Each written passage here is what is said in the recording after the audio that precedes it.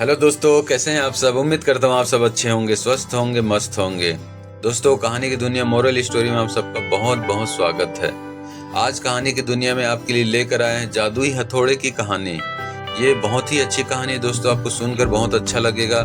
हमारे चैनल को आप सब्सक्राइब नहीं कर पा रहे हैं तो प्लीज प्लीज प्लीज सब्सक्राइब करें, लाइक करें, शेयर करें। दोस्तों, सुनते हैं आज की ये प्यारी सी कहानी। दोस्तों,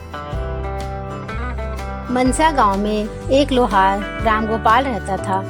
उसका एक भरा पूरा परिवार था, जिसका लालन पालन करने के लिए उसे कई बार दिन रात काम करना पड़ता था। रोज की तरह आज भी काम पर जाने से पहले रामगोपाल ने अपना खाने का डब्बा बांधने के लिए अपनी पत्नी से कहा। पत्नी जब डिब्बा लेकर आई तो रामगोपाल ने कहा, मुझे आज आने में देर हो जाएगी, शायद मैं रात को ही आऊं। इतना कहकर रामगोपाल अपने काम में निकल गया। काम पर जाने का रास्ता एक जंगल से होकर गुजरता था। वहाँ जैसे ही रामगोपाल पहुँचा, उसे कुछ आवाज़ सुनाई दी। जैसे ही रामगोपाल कुछ पास गया तो उसने देखा कि एक साधु भगवान का मंत्र जपने के साथ ही हंस रहा है। हैरान होकर रामगोपाल ने पूछा, आप ठीक हैं? उस साधु को रामगोपाल नहीं जानता था, लेकिन साधु ने एकदम से उसका नाम लेकर कहा, आओ रामगोपाल बेटा, मैं तुम्हारा इंतजार कर रहा था। मैं भूखा हूँ, मुझे अपने खाने के डिब्बे से कुछ खिला दो। बाबा से अपना नाम सुनकर रामगोपाल हैरान था, लेकिन उसने कोई सवाल नहीं किया और सीधा अपना खाने का डब्बा निकालकर उन्हें दे दिया। देखते ही देखते बाबा ने रामगोपाल का सारा खाना खा लिया। उसके बाद उस साधु ने कहा, बेटा, मैं तो सारा खाना खा गया, अब तुम क्या खाओगे? मुझे माफ करना। रामगोपाल ने कहा, कोई बात नहीं बाबा, मैं काम के लिए बाजार जा रहा हूँ, मैं वहीं कुछ खा लूँगा। यह सुनकर उस साधु ने रामगोपाल को खूब आशीर्वाद दिया और भेंट के तौर पर एक हथौड़ा दे दिया।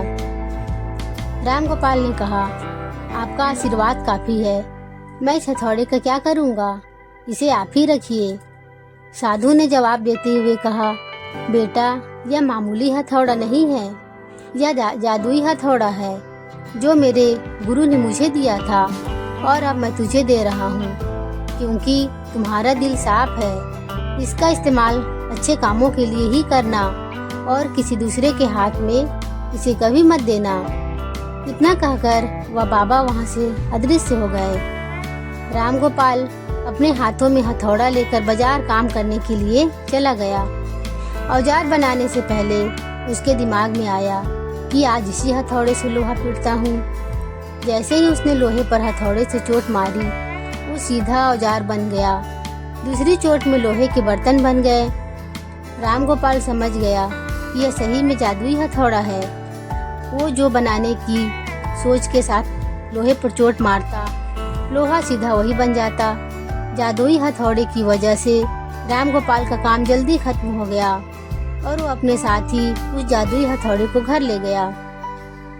इसी तरह रोज रामगोपाल उस हथौड़े से जल्दी काम खत्म कर लेता और कई बार बर्तन बनाकर उन्हें गांव के लोगों को भी बेच देता। धीरे धीरे उसके घर के हालात पहले से कुछ ठीक होने लगे। एक दिन गांव का मुखिया उसके घर आया और बोला, हम गांव वालों को शहर जाने में बहुत ज्यादा समय लगता है, क्या तुम अपने हथौड़े से गांव और शहर के बीच आने वाला एक पहाड़ तोड़ने में मदद करोगे? इससे बीच में एक सड़क बना लेंगे और गांव से शहर का सफर आसान और छोटा हो जाएगा।